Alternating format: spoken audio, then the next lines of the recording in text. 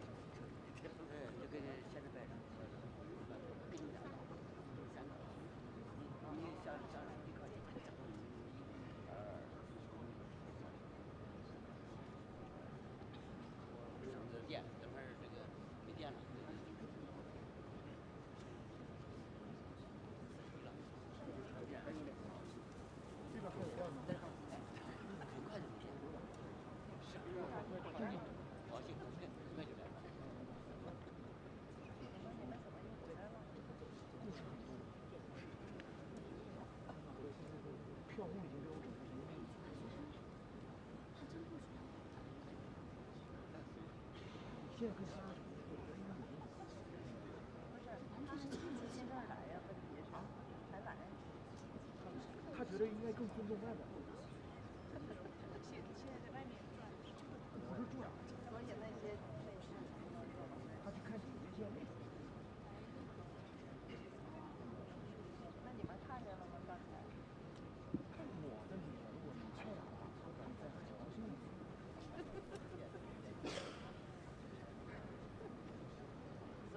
才那几个记者就往外冲嘛。对呀、但是这个咱就散错了，散错。这边我们先拿过，那边还有一堆呢。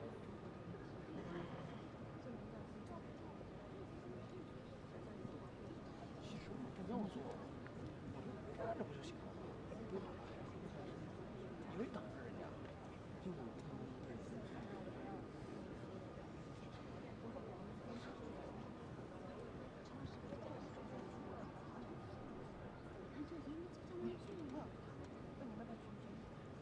可以做吗？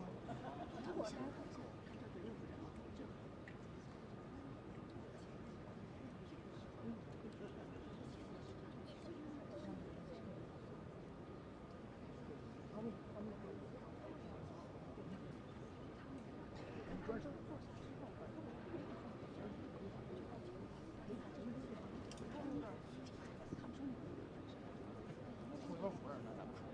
还有小米。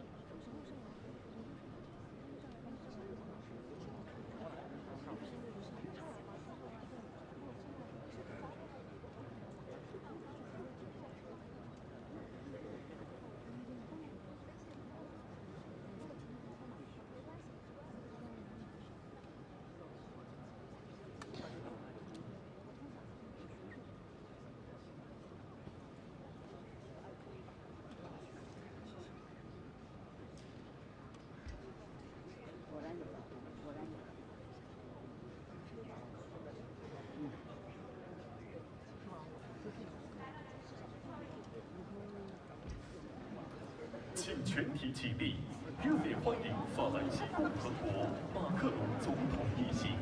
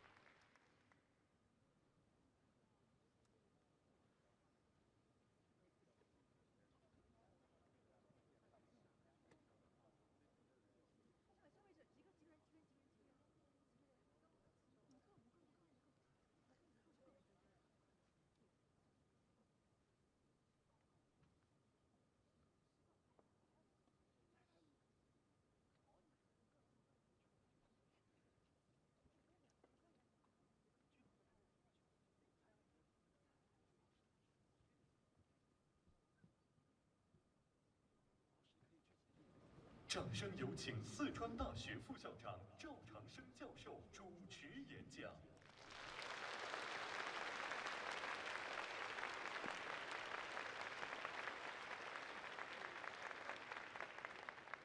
尊敬的马克龙总统阁下，尊敬的各位来宾，亲爱的老师们、同学们、女士们、先生们，大家下午好。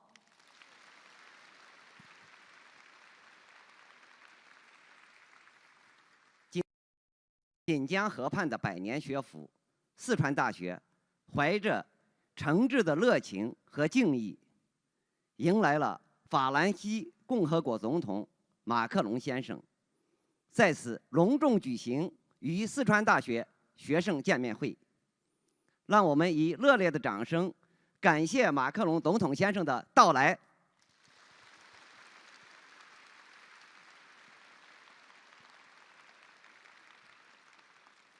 首先，有请四川大学校长汪劲松教授致欢迎词，掌声欢迎。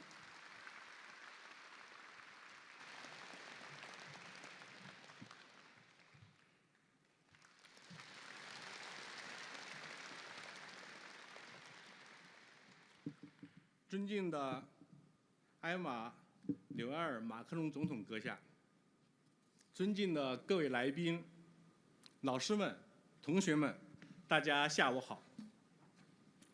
冬日的蓉城，暖阳和煦，银杏染金。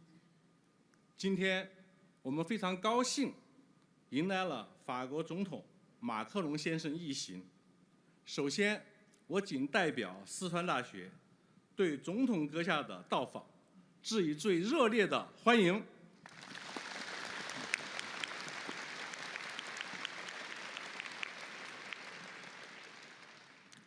中法两国都是文明大国，有着源远流长的情谊。近年来，在习近平主席和马克龙总统的大力推进下，中法两国交流合作不断深化。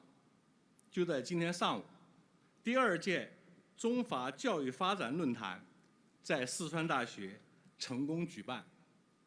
两国高校参会代表深入的交流、分享经验、共谋发展，为扩大两国教育与科研的合作，增强两国人民的友谊发挥了重要作用。四川大学是中国历史悠久、学科门类齐全、综合实力雄厚的综合性大学。明年我们将迎来建校130周年。川大也是中国较早开展法语教育的大学。1896年建校之初就开设了法文科。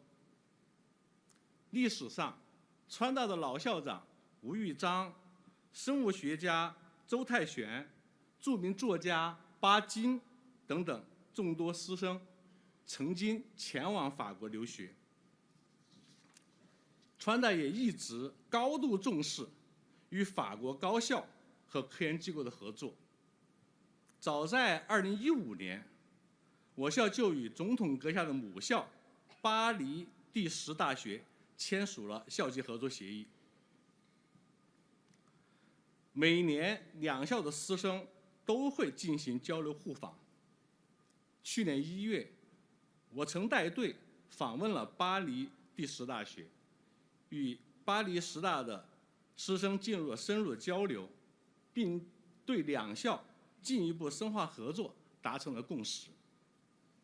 除了与巴黎第10大学合作以外，川大还与巴黎政治大学、图卢兹大学、法国国立东方语言文化学院、波城大学等高校建立了合作关系，在数学、化学、材料、文化等领域开展了广泛的合作。同时，我们还聘请了4位法国的院士、科学院的院士为学校的教授。面向未来，我们希望与法国高校和研究机构在更多的领域开展更为深入和广泛的合作，为推动中法全面战略伙伴关系迈上新台阶，更好地造福两国人民做出更大的贡献。总统先生，今天您在四川大学举办大学生见面会，与川大的学子交流对话，相信您的演讲能够进一步加深我们对法国和法国文化的了解，增强中法两国间的友谊，推动川大和法国高校和研究机构的合作迈向更高的水平。最后，祝总统阁下在华访问愉快，谢谢大家。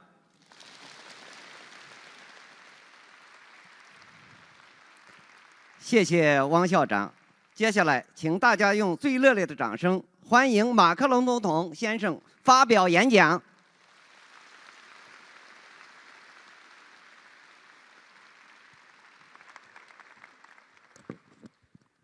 Merci beaucoup pour vos mots, Monsieur le Président. Mesdames, Messieurs les ministres, Messieurs les ambassadeurs, Mesdames, Messieurs, chers étudiants, chers professeurs, très heureux d'avoir la chance d'être là et veuillez excuser l'absence de cravate. J'étais comme ça avec votre président il y a quelques instants et donc c'est dans la continuité de ce moment amical que je me trouve devant vous. Alors,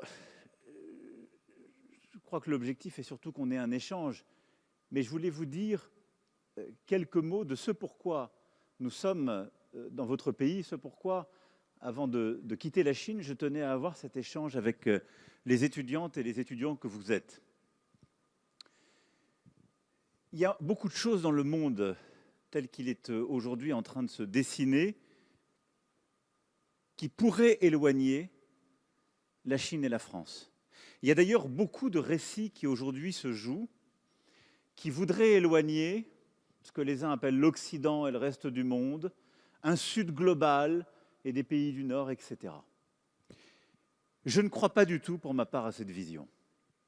Je crois que votre président n'y croit pas non plus. Et je pense que précisément dans le moment que nous vivons, la Chine et la France ont beaucoup à se dire, à apprendre l'une de l'autre et à faire ensemble. Pourquoi ? Parce que nous vivons sans doute un moment, et c'est vos générations qui vont l'affronter, d'extrême complexité et de transformation comme on en a peu vécu.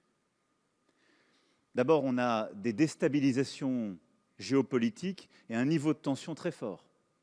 Vous le voyez, et vous entendez parler sans doute chaque jour de la guerre lancée par la Russie en Ukraine, qui touche directement l'Europe. On voit les tensions dans la région, qui sont aussi fortes. On voit la rivalité qui existe entre les États-Unis et la Chine, qui va quand même structurer beaucoup de choses. Et tout ça pourrait, en quelque sorte, séparer les continents.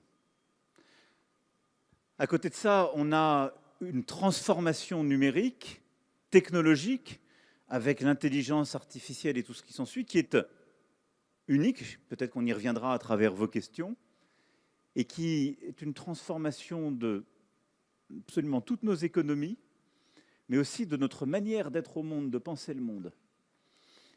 Et elle est structurée, elle aussi, par une très grande rivalité géopolitique. Parce que ceux qui prendront l'ascendant sur cette révolution technologique dessineront beaucoup du monde de demain. On a ensuite une crise climatique qui est déjà là, on en voit les conséquences, mais qu'on parle de biodiversité ou de climat, on a une transition très profonde de nos usages, de nos vies, de nos paysages qui est à l'œuvre. Et puis on a une transition démographique qui touche d'ailleurs nos deux pays. C'est pour ça que ceux qui opposent le Sud au Nord se trompent souvent, parce que la Chine, comme l'Europe, a devant elle une transition démographique qui est une des grandes révolutions qu'on aura à voir. Pour régler tous ces sujets, on a besoin de coopération, on a besoin de se comprendre, de se connaître, de penser, de réfléchir ensemble pour apporter des solutions qui seront les plus concrètes. Or, on est à un moment de fracture inédit. Et donc, alors même que pour faire la paix, pour bâtir la prospérité de demain, pour essayer de gagner les révolutions technologiques, climatiques, démographiques que j'évoquais, il faudrait plus de coopération, on est à un moment de rupture un peu de notre ordre international. Et le monde qu'on avait construit après la Deuxième Guerre mondiale, qui reposait sur ce qu'on appelle le multilatéralisme et donc de la coopération entre les puissances, il est en train de se fissurer, de se fracturer, pour ne pas dire qu'il est déjà en train de se refragmenter. C'est ça ce qui est à l'œuvre. Et ce que certains veulent installer à travers leur discours. Et c'est de passer au fond d'un monde multilatéral à un monde multipolaire, avec quelques puissances qui structurent le monde et des vassaux, si je puis dire, mais qui ne travaillent plus ensemble. Et je pense que ça, c'est une erreur fondamentale. Et donc, ce que nous portons, c'est de croire dans un multilatéralisme efficace. Et je crois que c'est ce que la Chine porte aussi, et c'est l'intérêt de la Chine et de la France de défendre ce multilatéralisme efficace pour relever les défis contemporains. Parce que tout ce qui nous séparera nous rendra beaucoup moins efficaces et ne nous permettra pas de régler ce que je suis en train de dire. C'est pourquoi la Chine et la France ensemble croient très profondément dans la manière de redonner à ce multilatéralisme beaucoup plus de force. On en a parlé à l'instant même avec le président Xi Jinping. Essayer justement de redonner à cet ordre international un peu de sérénité, de stabilité, en le refaisant fonctionner. Il se trouve qu'on a une chose en commun entre la Chine et la France, nous sommes membres permanents du Conseil de sécurité des Nations Unies. Ça veut dire que nous sommes des puissances militaires dotées de l'arme nucléaire, des puissances diplomatiques qui avons un rôle un peu particulier. On est toujours autour de la table pour faire fonctionner cette organisation inédite qu'on a créée après la Deuxième Guerre mondiale, et on a un pouvoir de veto. Ce à quoi nous croyons et ce que nous voulons faire, c'est de remettre ces 5 membres permanents autour de la table pour essayer ensemble de traiter des quelques grands sujets. La paix, et donc de traiter des grands conflits en cours, les transformations, et en particulier l'intelligence artificielle. Nous, on croit que le bon cadre pour avoir la conversation internationale, pour que ça fonctionne, que ça ne se fragmente pas, ce sont les Nations Unies et les grandes questions climatiques et de biodiversité. Et d'ailleurs, ces dernières années, quand on a travaillé ensemble, Chine et Europe, on a fait avancer cet agenda. Il y a presque 10 ans, jour pour jour, s'il y a eu un accord à Paris sur le climat, c'est parce que la Chine, les États-Unis, l'Europe se sont mis d'accord et ont fait fonctionner un cadre onusien. S'il y a à peine 2 ans, on a réussi, après des décennies d'attente, à trouver un cadre international pour réguler la haute mer et protéger nos océans, c'est parce qu'en particulier, la Chine et la France ont décidé de travailler ensemble. Et on a fait avancer les Nations Unies. Et donc, rendre plus forte le cadre des Nations Unies, le droit international, réussir à travailler ensemble pour remettre tout le monde autour de la table, c'est, je crois, la vocation, la tradition diplomatique, la vocation et l'ambition de la Chine et de la France aujourd'hui. Et c'est très important pour les étudiants que vous êtes, si je puis me permettre de vous interpeller cet après-midi, ne cédez pas aux sirènes de la division. Il y a beaucoup de gens qui vont vous expliquer que l'Europe est vieille, que l'Europe ou que les pays les plus riches, ceux qu'on trouve au G7, sont arrogants, déjà riches, qu'il y a un Nord qui méprise un Sud global. Tout ça sont des récits, des inventions. On a fait progresser toute notre planète, de la Chine à la France, à chaque fois qu'on a su coopérer dans le respect réciproque, dans la considération. Moi, je ne crois pas à toutes ces théories. Nous partageons la même planète quand on parle de climat. On partage le même monde quand on parle de conflit. Et donc, c'est notre capacité, au-delà des frontières, des zones géographiques, à concevoir avec respect, esprit de responsabilité, le même agenda pour la paix, la prospérité et le climat qui nous permet d'avancer. Ça, c'est la première chose dont on est sûr. La deuxième, c'est qu'il nous faut repenser, ouvrir une voie de rééquilibrage économique. On pourra y revenir si vous avez des questions, ce n'est pas le cœur de notre débat aujourd'hui. Mais en vrai, on voit bien qu'il y a des déséquilibres qui sont en train de se jouer aujourd'hui. Beaucoup accusent la Chine toute seule, c'est faux. Mais si je devais résumer un peu l'état de la planète, on a des pays en voie de développement plutôt au sud qui sont en situation très difficile aujourd'hui, qui subissent les tensions géopolitiques, les déséquilibres. On a des États-Unis d'Amérique qui ont des déficits jumeaux, c'est-à-dire budgétaires et de commerce extérieur, qui à la fois les rendent dépendants du reste du monde, mais aussi rendent une partie du reste du monde dépendant du dollar, qui est l'élément de rééquilibrage de ces déficits. On a une Europe qui n'investit pas assez et qui elle-même manque de compétitivité. Et on a une Chine qui a beaucoup investi, surtout après le Covid, et qui exporte massivement, mais qui ne consomme pas assez. Et tout ça est en train de créer des déséquilibres qui ne sont pas soutenables. Et donc, nous, ce qu'on veut, c'est avoir un agenda entre l'Europe et la Chine, là aussi, coopératif, pour essayer de redonner, de recréer un équilibre aux affaires économiques. L'Europe doit se réformer beaucoup plus vite, être plus compétitive, simplifier ses règles, être plus productive. La Chine doit consommer davantage. La Chine doit ouvrir davantage son marché aux biens et produits qui viennent d'Europe.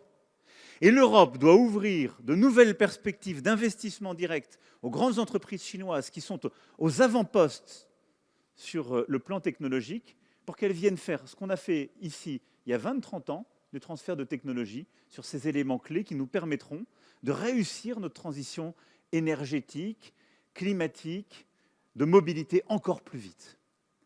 Et ensemble, on doit réussir à calmer les choses, parce qu'on voit bien, si on laisse tout dans la rivalité sino-américaine, le risque, c'est j'interdis les exportations vers chez toi sur ceci, et je te réponds en les interdisant sur cela. Et on va détruire de la valeur pour tout le monde.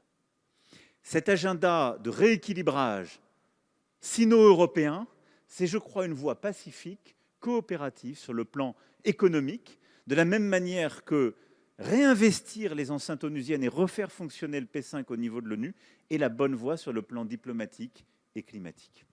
Pour réussir tout ça, et je m'arrêterai là parce que je veux surtout répondre à vos questions, nous devons continuer de mieux nous connaître. Et au fond, le grand risque, et je pense que c'est encore plus vrai pour vos générations, mais ça l'est déjà pour nous, c'est qu'à une ère où tout le monde est connecté, on a l'impression de se connaître. C'est faux et c'est très superficiel. La connaissance intime de ce que nous sommes, de nos cultures, de nos langues, de nos musiques, de nos arts, de nos civilisations, est indispensable. Elle est parfois pas suffisante pour se comprendre totalement et agir ensemble. Mais elle est nécessaire si on veut éviter, au fond, de s'ignorer progressivement, de ne pas se comprendre, de laisser les malentendus s'installer. Et je crois que très profondément, la Chine comme la France sont des très grandes civilisations qui se sont construites sur cette estime mutuelle, cette compréhension, oserais-je dire, cette amitié, voire cet amour. Et c'est pour ça qu'en étant là devant vous aujourd'hui, je voulais vous dire d'abord la très grande estime que nous avons pour votre université, Monsieur le Président. Il y a ici, dans la délégation qui m'accompagne, non seulement plusieurs ministres, mais également une trentaine d'établissements supérieurs d'enseignement en France, de recherche.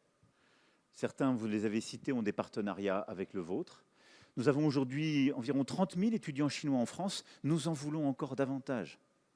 Venez en France étudier, apprendre la langue française, mais étudier l'intelligence artificielle, étudier les mathématiques, la physique, le quantique, étudier les beaux-arts, etc., etc. Et nous souhaitons avoir encore plus d'étudiants français en Chine.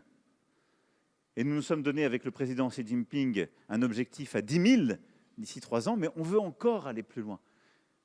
Parce que là aussi, c'est essentiel pour nous, pour mieux nous connaître et progresser. Et nous souhaitons continuer aussi les partenariats. On en a déjà beaucoup, ils sont importants, ils sont structurants. Mais toutes ces dernières années, on a intensifié la relation culturelle. De la cité interdite avec Versailles, entre nos musées. Là, nous allons, par exemple, pour le Sichuan, nous venons de signer un accord très, très important qui va permettre pour la première fois d'avoir les trésors du Sanxingdui au musée Guimet, avant le classement UNESCO, au moment du classement UNESCO, ce qui permettra d'avoir les trésors archéologiques du Sichuan qui seront exposés en France. Et on veut continuer d'avoir cette intimité. Parce que c'est par cette connaissance réciproque qu'on pourra continuer, au fond, de coopérer, d'agir ensemble, d'être ensemble au monde. Parce qu'aussi grande soit la Chine, je ne pense pas qu'elle réussira au XXIe siècle en étant autarcique, isolée, seule. Et aussi belle soit l'Europe, je ne pense pas qu'elle puisse réussir au XXIe siècle sans coopérer, comprendre d'autres civilisations et avancer avec elles. Et je crois très sincèrement que la Chine et la France ont cette responsabilité par les échanges humains, les échanges universitaires, culturels, et par cette ambition commune sur le plan économique et diplomatique que je viens à grands traits de brosser, eh bien, de faire coopérer les femmes et les hommes pour pouvoir bâtir un XXIe siècle qui nous permette de relever ces défis. Ce siècle, c'est le vôtre. Vous êtes des générations qui allez le bâtir, y vivre, l'habiter. Et ce siècle ne sera vivable que si nous savons, à l'échelle de la planète, nous connaître, avoir cette patience et bâtir ensemble les solutions d'avenir. Je ne serai pas plus long, je vais maintenant répondre à vos questions. 感谢总统先生的精彩演讲。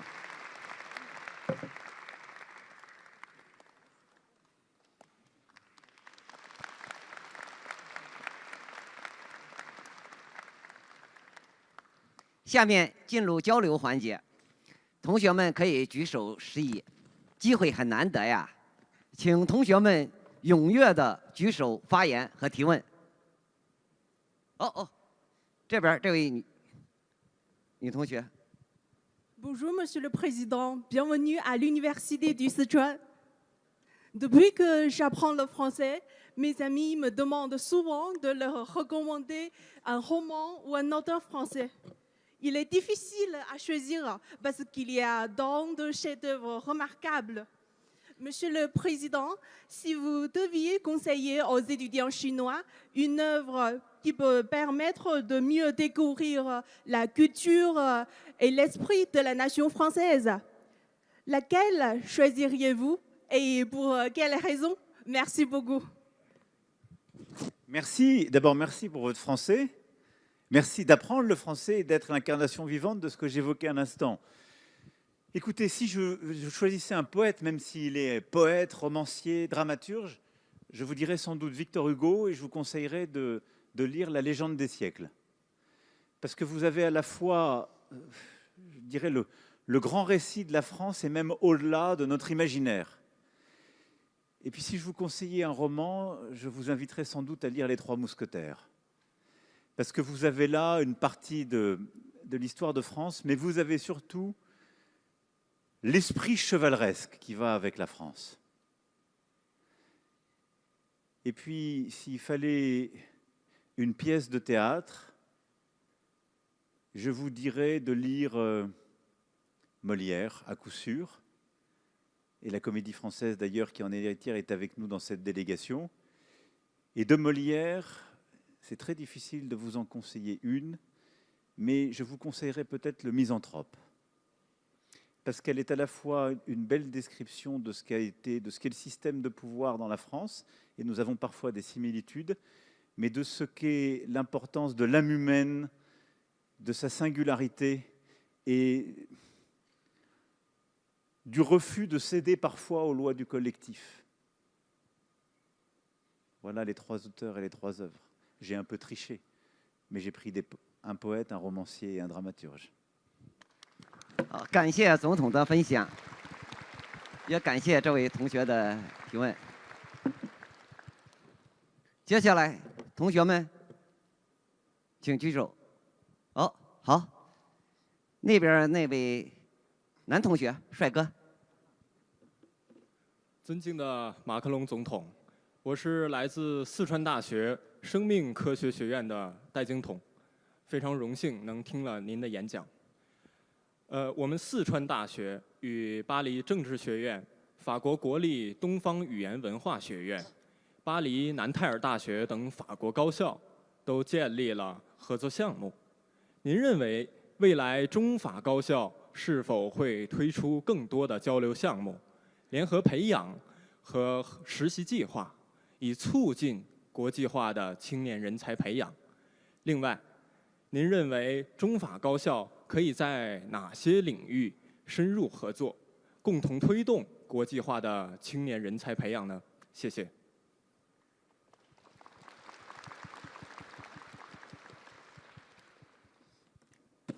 Merci beaucoup. Comme je vous l'ai dit, notre ambition, c'est d'aller en effet beaucoup plus loin, de continuer les échanges d'étudiants, mais également les échanges de doctorants et de post-doc, et d'avoir beaucoup de projets de recherche.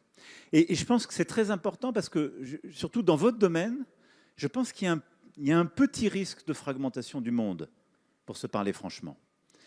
Il y a eu un avant et un après Covid, et on l'a vu.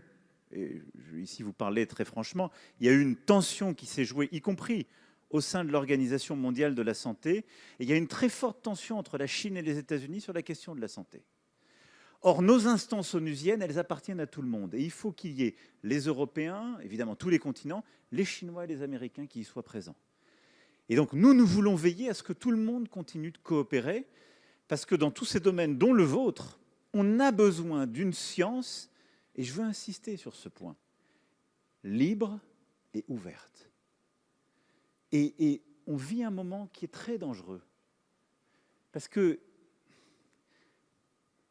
il y a en fait 6-7 ans de cela, c'était mon premier mandat pour ma part, vous étiez pas encore étudiant, mais vous étiez déjà en âge de connaître tout ça, personne n'osait remettre en cause l'idée d'une science libre et ouverte. Et au fond, à partir du Covid et ensuite, il faut bien dire que les deux principales puissances économiques et scientifiques sont venues un peu bousculer cet ordre établi. Et on s'est mis à moins partager de publications avec l'OMS et avec les partenaires en matière de santé, parfois même ici, ce qui n'est pas une bonne chose. Quand je dis ici, ce n'est pas dans votre université, c'est en Chine. Et on s'est mis aux États-Unis à faire un peu pareil et à dire on n'a plus le droit de venir chercher sur telle ou telle chose. Le mot climat ou le mot diversité ne doit plus faire partie des programmes de recherche. Je pense que c'est une vraie erreur. Je pense que le trésor qui est le nôtre, c'est celui d'une connaissance universelle, d'échange, et cette connaissance n'appartient à personne. Et elle se fertilise par le fait que des esprits vont pouvoir, peut-être ici, dans le fin fond du Sichuan, échanger avec quelqu'un au très fond de la Californie, avec une université à Paris ou à Grenoble, et ensemble concevoir un programme de recherche, parce qu'ils parleront de la même discipline et ils échangeront de manière libre en tant que chercheurs, en tant qu'amoureux de la connaissance humaine. Et donc ça, c'est la plus belle des libertés. Et en fait, nous ne sommes toutes et tous véritablement libres que si on est libre de connaître et que si cette connaissance est échangée. Et donc, ce n'est pas au gouvernement de décider on peut piloter de la recherche, on peut dire notre priorité est là ou là. J'ai donné quelques-unes des priorités qui sont les nôtres. Mais il faut chérir la liberté académique, la liberté d'enseignement, la liberté de recherche, parce qu'elle est fondamentale et elle permet en fait aux gens qui savent et qui cherchent de choisir en quelque sorte de continuer d'étendre cette connaissance libre. Et c'est comme ça que depuis des siècles, nous avons avancé. Je me permets d'insister sur ce point parce qu'il ne faut pas le perdre de vue et que ces dernières années, collectivement, parfois on a régressé sur ce sujet. Donc ne cédons pas en quelque sorte aux sirènes des interdits. En matière de connaissance, il n'y a pas d'interdit. Il faut connaître. Et il faut avoir cette soif de connaître et cet enthousiasme de connaître. Et il faut chérir la liberté académique. Dans votre domaine, je voudrais insister sur un point, c'est l'interdisciplinarité. C'est formidable qu'un étudiant en biologie dise « j'ai eu un programme avec l'INALCO ». On a compris quelque chose, en particulier au moment du Covid, et on l'a bâti, la France a contribué à pousser cet agenda avec l'Organisation mondiale de la santé et d'autres. On a bâti une stratégie qu'on a appelée One Health, une santé. Et au fond, on a compris que la santé humaine n'était pas séparable de l'environnement, de la santé animale, mais aussi de la compréhension du fonctionnement des écosystèmes. Elle a dit, au fond, en même temps que notre connaissance avance, on a tendance à se spécialiser. Et vous le verrez à travers les années, vous irez vers des sujets d'études de plus en plus pointus, et peut-être que vous irez vers des disciplines de plus en plus pointues. En même temps qu'on se spécialise, on a besoin toujours de remettre de l'interdisciplinarité, c'est-à-dire du dialogue avec les autres disciplines. Et ça aussi, vraiment, je vous conseille de toujours le garder et le chérir. Et si on veut, en biologie, continuer d'avancer, il faut absolument que les meilleurs biologistes, et toutes les disciplines qui les accompagnent, continuent d'échanger avec les spécialistes de l'environnement, du climat et des écosystèmes, parce qu'on s'est aperçu, par exemple, que c'est les spécialistes de la virologie ou de la microbiologie qui avaient compris que les interconnexions avec les écosystèmes pouvaient révéler telle ou telle maladie. Je le dis avec mes mots, moi je ne suis pas du tout un spécialiste, j'essaie de comprendre les choses telles qu'elles vont. Mais de la même manière qu'il y avait des passerelles entre les maladies qu'on avait au sein de l'espèce humaine, des virus, et au sein des espèces animales. Et donc la compréhension, en effet, de l'animal, de l'écosystème, du climat et de l'humain sont inséparables. L'interdisciplinarité.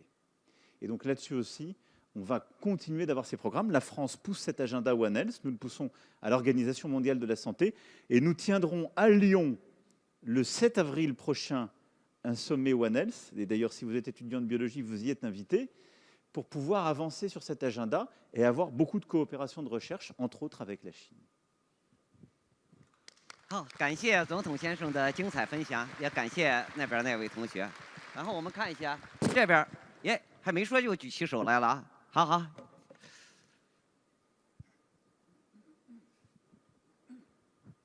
尊敬的总统先生，您好，我是四川大学华西口腔医学院的施玉。四川大学的校训是“海纳百川，有容乃大”，体现了一种开放包容的精神。而新时代，我们需要以这种开放包容的精神来共同推进中法青年更紧密的合作。所以，我想请问总统先生，您对我们中法青年有哪些建议或者寄语吗？来帮助我们建立更持久的信任纽带，共同为中法关系的发展和文化的交流互鉴贡献力量呢？谢谢您。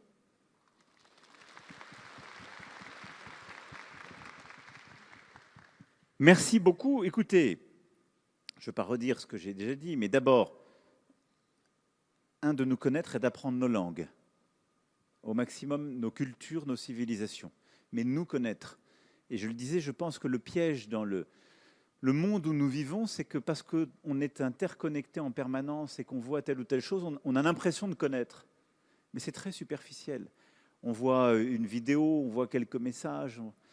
Et donc je pense que prendre le temps de connaître nos cultures, nos civilisations, nos langues est très important. Et d'en apprendre plusieurs, d'en connaître plusieurs pour cheminer dans ce monde. La deuxième chose, c'est, je pense, les échanges humains et le voyage. Et c'est vrai que le monde s'est un peu bloqué durant ces années de Covid. Et je pense que ce n'est pas parce qu'il y a des moyens aujourd'hui virtuels d'échanger qu'elle dispense de voyager, d'aller connaître, de passer du temps, d'aller étudier, d'aller travailler dans nos pays. Et en vérité, si je pouvais, au-delà de ce que j'ai déjà dit depuis tout à l'heure sur l'esprit de coopération, les initiatives communes, je suis frappé, moi, c'est sans doute vrai déjà pour la génération à laquelle j'appartenais, mais je suis très vieux pour vous. Mais pour vos générations, mon conseil, ce serait ennuyez-vous et acceptez de vous perdre. Parce que vous êtes quand même dans un monde et à un moment où il y a une telle tyrannie de l'efficacité, du résultat, de la rapidité, qu'au fond, plus rien ne fixe, plus rien n'imprime. Moi, j'ai appris les mots qui m'ont le plus marqué en me perdant dans un dictionnaire. Je pense que vous n'ouvrez plus un dictionnaire, vous allez chercher des mots sur les réseaux sociaux. Parce que dans un dictionnaire, on se perd entre les pages. C'est pareil quand on visite un autre pays, on se perd dans les rues. Et on se livre au hasard. Et c'est une chance. Et donc si j'avais en fait un conseil pour vos générations, qui sont tellement soumises à cette pression du résultat, de l'efficacité, de l'immédiateté. Ennuyez-vous et perdez-vous. Parce que vous verrez que ce sera votre chance. Je vous parle très sérieusement. 好，感谢总统先生的分享。好，我们最后一个问题啊，看哪边？那边那位男同学。Bonjour, Monsieur le Président. La filière de français de l'Université du Sichuan a pour origine l'école sino-française fondée en 1896. Depuis plus d'un siècle, elle a formé de nombreux professionnels polyvalents maîtrisant à la fois les langues et la culture chinoise et française. Aujourd'hui, avec le développement rapide de l'IA, la formation des talents est confrontée à de nouvelles opportunités et à de nouveaux défis. À votre avis, donc, comment la formation actuelle des talents devrait-elle répondre aux défis engendrés par les mutations technologiques? Merci.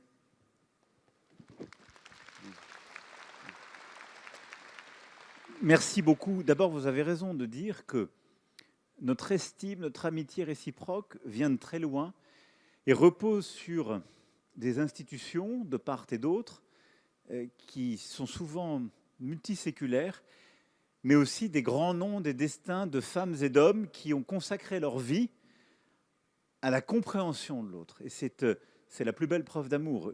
Ici, dans la délégation qui m'accompagne, vous avez plusieurs très grands esprits, grands scientifiques, grands talents, femmes et hommes de lettres, de culture, qui ont passé et passent leur vie à comprendre la langue, la civilisation chinoise, avec beaucoup d'humilité, et c'est vrai aussi de votre côté.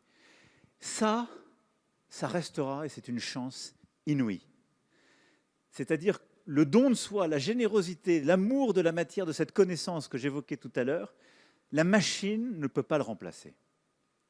Alors l'intelligence artificielle qui émerge, qui est là avec nous, qu'est-ce que c'est? Parce qu'elle nourrit beaucoup de fantasmes. C'est une machine apprenante. C'est ça l'intelligence artificielle. C'est-à-dire c'est une machine apprenante à laquelle on donne des capacités de calcul croissantes et qui donc fait des choses extraordinaires qui sont en train de dépasser l'esprit humain. Alors il y en a certaines, elles nous impressionnent beaucoup parce qu'elles sont un peu anthropomorphiques, c'est-à-dire elles nous ressemblent. C'est les fameux modèles de langage qu'on connaît tous. DeepSeek ici, le chat c'est nous, je fais de la pub. Nous, on a aussi un grand champion des LLM qui est Mistral AI en France, qui a le chat. Et donc pour tous ceux qui apprennent le français, même ceux qui ne l'apprennent pas, téléchargez le chat. C'est super. C'est un très bon modèle de LLM. Je fais de la publicité pour française, mais c'est un grand champion français européen. Mais qu'est-ce que c'est au fond? C'est un super calculateur qui a lu plein de livres. C'est exactement ça, ces modèles-là. Et on a l'impression qu'il nous parle, mais il ne maîtrise pas une langue. Il maîtrise des équations, une capacité à émettre du langage, comme des signes, en répliquant des choses qu'il a absorbées et des centaines de millions, même plus, de livres qu'il a lus. C'est ça. Et donc d'abord, je dis toujours, ces modèles larges de langage, c'est une ode à la lecture. C'est juste quelqu'un qui a beaucoup de capacités de calcul, qui s'est enfermé pendant des jours et des nuits pour absorber le maximum de livres de la civilisation. Donc vous voyez que ça sert à quelque chose. L'intelligence artificielle, on doit l'utiliser pour la pédagogie contemporaine. Et je pense, je livre là juste quelques débuts de conviction, il faut l'utiliser de deux manières. La première, elle ne se substitue pas à l'apprentissage. Et c'est le grand risque, c'est de se dire, on a sous la main des choses qui savent pour moi, et donc je n'ai plus qu'à savoir utiliser ces outils, j'ai plus besoin d'apprendre. C'est faux. Le cerveau, c'est un muscle. C'est un muscle. Et donc, on a besoin, pour pouvoir évoluer, juger, et même pour avoir de l'esprit critique, comprendre le monde, le mettre en doute, on a besoin d'acquérir des connaissances, et un maximum de connaissances, et en même temps d'esprit critique. Et donc, je pense que la formation classique qui existe et qui est très forte dans nos deux pays, celle qui consiste avoir un socle de connaissances extrêmement large, enraciné, et en même temps celle qui repose aussi sur la capacité à avoir un esprit critique, et donc remettre en cause ces connaissances et acquérir une discipline, une méthode de doute, de capacité à les interroger, à interroger nos connaissances pour acquérir d'autres connaissances et avoir une discipline, en quelque sorte, de la construction scientifique, il faut absolument continuer de les inculquer, de les transmettre. On en a besoin. Et l'intelligence artificielle n'y change rien. Par contre, l'intelligence artificielle peut permettre d'accélérer et d'améliorer ces transmissions, en particulier parce qu'on voit bien que pour mieux former, parfois il faut accompagner de manière plus individuelle. Et il peut y avoir au fond une forme de tuteur, de mentor individuel avec l'IA qui accompagne l'enfant, l'adolescent, puis l'étudiant dans son apprentissage. Et donc je crois qu'on a toujours besoin de transmettre des connaissances, on a toujours besoin d'acquérir de l'esprit critique, on aura toujours besoin des maîtres. Simplement, ils vont pouvoir maintenant s'accompagner de soutien, en quelque sorte, de tuteur avec l'intelligence artificielle qui permettra à chacun de continuer le cours, de continuer l'apprentissage avec un partenaire d'apprentissage plus adapté, plus personnalisé. C'est d'ailleurs quelque chose qu'on travaille, et je sais que vous le travaillez aussi. En France, avec le Collège de France, on a des programmes sur l'apprentissage des mathématiques, par exemple, ou d'autres disciplines.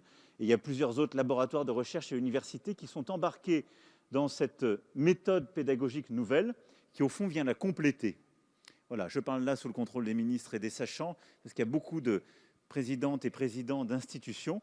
Mais voilà un peu comment je vois les choses avec l'IA. Donc c'est une formidable révolution.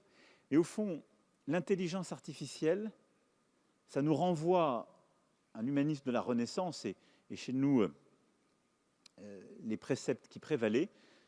C'est une révolution scientifique, mais science sans conscience n'est que ruine de l'homme. Et donc on a toujours besoin d'avoir cette conscience et de mettre cette science au service d'une certaine idée de l'humanité, la nôtre. 好，感谢总统先生的分享，也感谢那位同学。那位同学的法语挺好。由于时间关系，我们的交流环节到此结束，请大家鼓掌，再次感谢马克龙总统的热情分享。好，请总统先生稍微留步。Je veux bien prendre une dernière question, si vous voulez. Une dernière.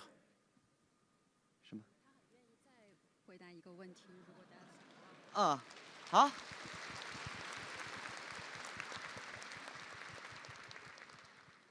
Parce qu'après, nous allons voir les équipes de ping-pong, je crois, avant de partir.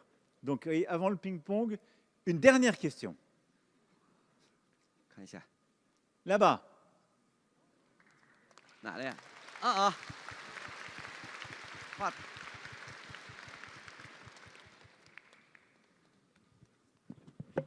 总统先生你好，非常荣幸能有机会获得这个宝贵的机会。然后呢，我也不问其他的，我只想问一下您在中国的这几天，在成都您去了哪些有趣的地方？有什么就是美好的回忆吗？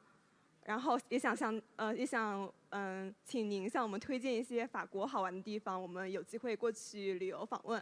谢谢。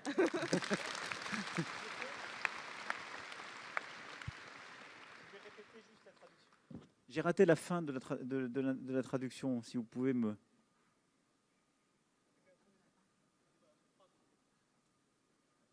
Est-ce que l'interprète peut me remettre... Ok.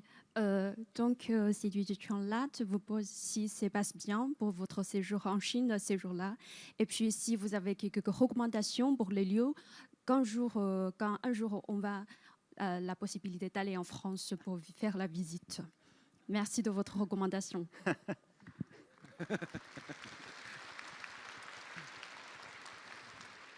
Merci beaucoup. Non, c'était magnifique. Vous savez, le problème, c'est que c'est toujours trop rapide en ce qui me concerne.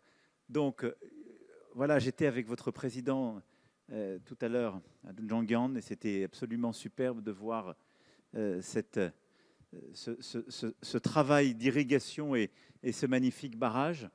Et je suis heureux, moi, d'être là avec vous. Et chaque fois que je suis venu en Chine, durant mes 4 visites d'État, j'ai essayé à chaque fois d'aller dans un lieu différent, aujourd'hui dans le Sichuan avec vous. Je suis allé à Xi'an dans ma première visite. Et donc, j'essaie d'avoir voilà, une vision un peu plus riche de votre pays, mais je le dis avec beaucoup de modestie. Il faut toujours... Le bon voyage, c'est celui où on part avec le désir de revenir en se disant qu'on n'a rien vu. C'est exactement mon cas. Alors, pour ce qui est de vous, ce serait très difficile de vous recommander un seul lieu en France. Mais évidemment, Paris vous tend les bras et c'est une cité-monde dans laquelle vous pourrez vous perdre. J'ai emmené votre président dans un endroit qui m'est cher, ce sont les Hautes-Pyrénées. Et je crois qu'il a gardé un bon souvenir du col du Tourmalet en bas du pic du Midi. Comme ça, vous verrez un peu des montagnes françaises. Et ce sont des paysages qui vous sont familiers. Mais donc, je vous conseillerais d'aller à Paris, évidemment, de vous perdre dans les musées. Vous avez là plein des directrices et directeurs et présidentes et présidents de musées français les plus beaux.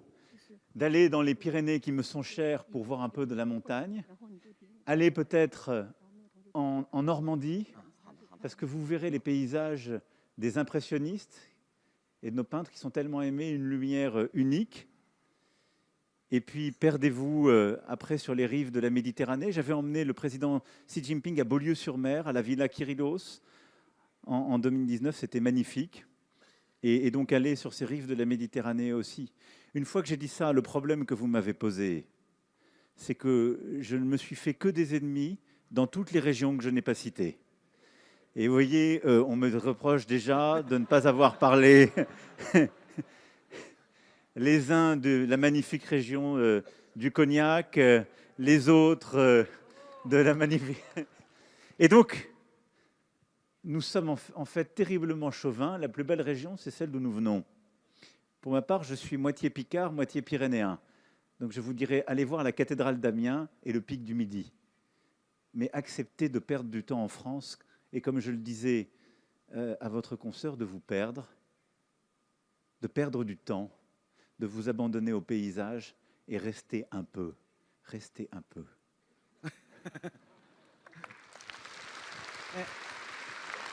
感谢总统阁下，再给我们同学一个机会，看我们同学还有啊。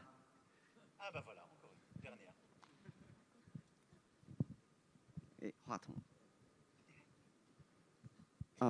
尊敬的总统阁下，可以为我们全体川大学生在留言本上留一份言吗？这有个留言本，真的很激动。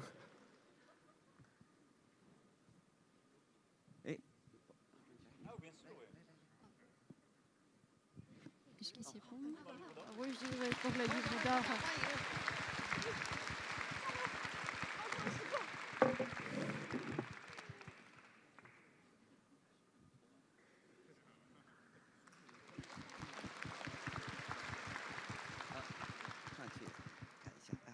En même temps, je peux prendre une deuxième question.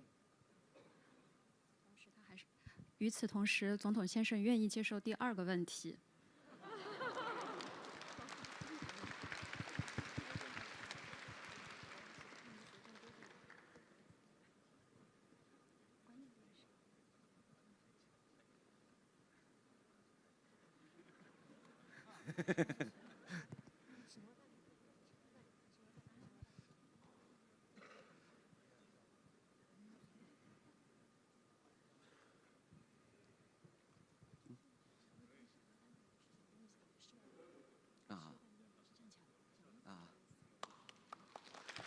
好，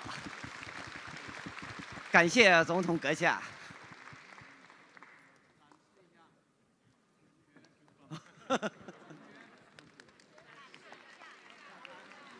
哎，给大家展示一下。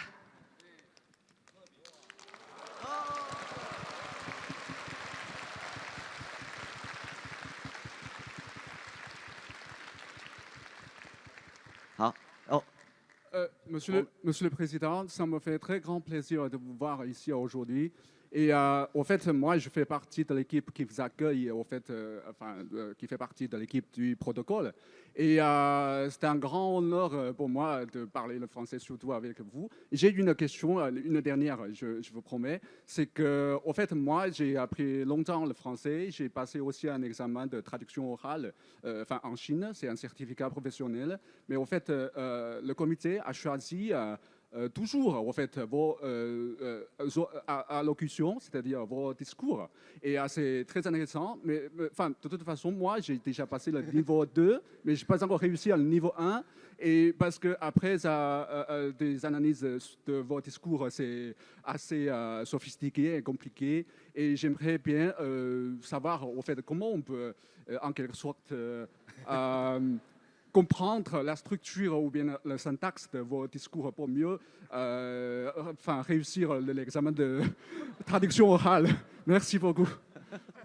Alors là, vous...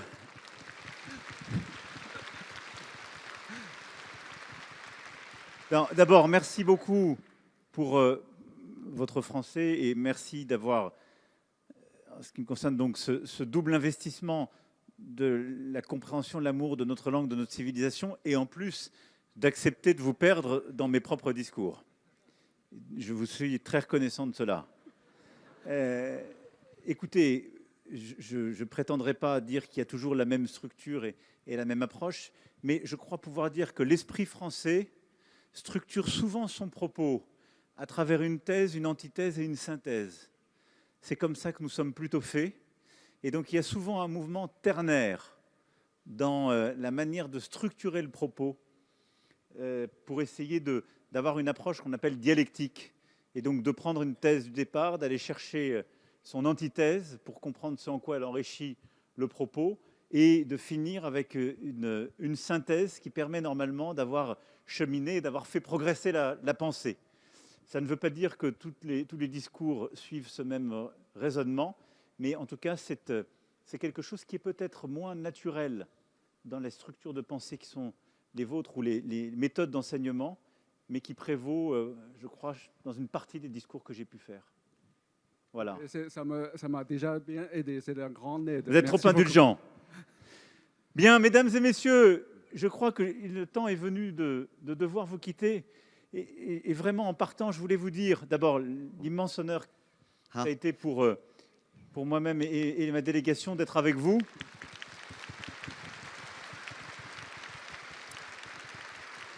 为了感谢马克龙总统今天访问四川大学，下面有请四川大学党委书记甘霖教授赠送纪念品并合影留念。